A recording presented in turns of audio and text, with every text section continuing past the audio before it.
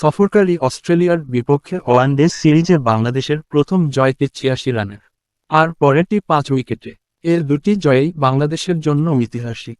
প্রথমটি ছিল ২১ বছর পর অস্ট্রেলিয়ার বিপক্ষে ওয়ানডে ম্যাচ জয়ের রেকর্ড, আর দ্বিতীয়টি আরও বড় সাফল্যের রূপ নিয়েছে।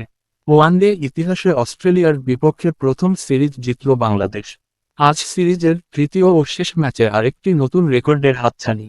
এ ম্যাচ জিতলেই অস্ট্রেলিয়াকে প্রথমবার কোনো ক্রিকেট সিরিজে হোয়াইটওয়াশ করবে বাংলাদেশ, আর অস্ট্রেলিয়াকে সিরিজে ৩-০ ব্যবধানে হারানোর লক্ষ্য নিয়েই আজ মাঠে নামছে স্বাগতিকরা। আজ অস্ট্রেলিয়ার বিপক্ষে শেষ ওয়ানডে ম্যাচে অধিনায়ক মেহেদী হাসান মিরাজের খেলা নিয়ে শঙ্কা রয়েছে। দ্বিতীয় ওয়ানডে ম্যাচে নাথান অ্যালিসের বাউন্সারে মাথায় আঘাত পেয়েছিলেন বাংলাদেশ অধিনায়ক, তাকে হাসপাতালেও যেতে হয়েছে। তৃতীয় ওয়ানডের আগে সুস্থবোধ করলেও মিরাজ খেলতে পারবেন কি না সে সিদ্ধান্ত আজ ম্যাচ শুরুর আগে নেওয়া হবে। শেষ পর্যন্ত যদি খেলতে না পারেন মিরাজ, তাহলে দলকে নেতৃত্ব দেবেন সহ অধিনায়ক নাজমুল হোসেন শান্ত। অন্যদিকে তৃতীয় ওয়ানডের জন্য বাংলাদেশ আগের ২ ম্যাচের দল অপরিবর্তিত রাখলেও শেষ মুহূর্তে দলে নেওয়া হয়েছে শেখ মেহেদী হাসানকে। ২০২৩ ওয়ানডে বিশ্বকাপে অস্ট্রেলিয়ার বিপক্ষে খেলার অভিজ্ঞতা আছে এই অফ স্পিনারের।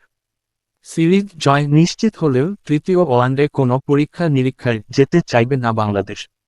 পূর্ণশক্তি নিয়েই শেষ ম্যাচের লড়াইয়ে নামবে স্বাগতিকরা। ম্যাচপূর্ব সংবাদ সম্মেলনে ওপেনার সৌম্য সরকার বলেছেন, ৩-০ ব্যবধানে সিরিজ জিততে পারলে আরও বড় অর্জন হবে। আমাদের লক্ষ্য থাকবে এটা। আমরা ইতিবাচক ক্রিকেট খেলব। ভালো উইকেটে খেলে অস্ট্রেলিয়ার বিপক্ষে সাফল্য পাচ্ছে বাংলাদেশ, আর এই সাফল্যের পেছনে গুরুত্বপূর্ণ অবদান রাখছেন পেসাররা।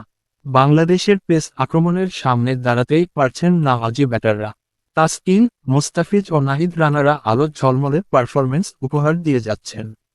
সৌম্য সরকার বলেন, এখন তাসকিন মোস্তাফিজ বল করছে, তৃতীয় পরিবর্তনের রানা আসছে। যখন রানা একদিন একটু কম উইকেট পাচ্ছে, সেদিন মোস্তাফিজ নিয়ে নিচ্ছে। এটা খুব ভালো ব্যাপার। দলের মধ্যে খুব ভালো সময় যাচ্ছে। তিনি আরও বলেন, আমার দেখা মতে যে কোনো কন্ডিশনে ও যে কোনো দেশে আমাদের পেস বোলিং ইউনিট অন্যতম সেরা। আমার মনে হয়, যে কোনো দল আমাদের বিপক্ষে খেলতে গেলে অবশ্যই আমাদের পেস বোলিং আক্রমণ নিয়ে চিন্তা করবে। বাইরে খেলতে গেলে তখন তারা চিন্তা করবে পেস বোলিং উইকেট দেবে কিনা। আগের ২ ম্যাচে বাংলাদেশের পেস সামাল দিতে ব্যর্থ অস্ট্রেলিয়া কি আজ কোনো সমাধান খুঁজে পাবে?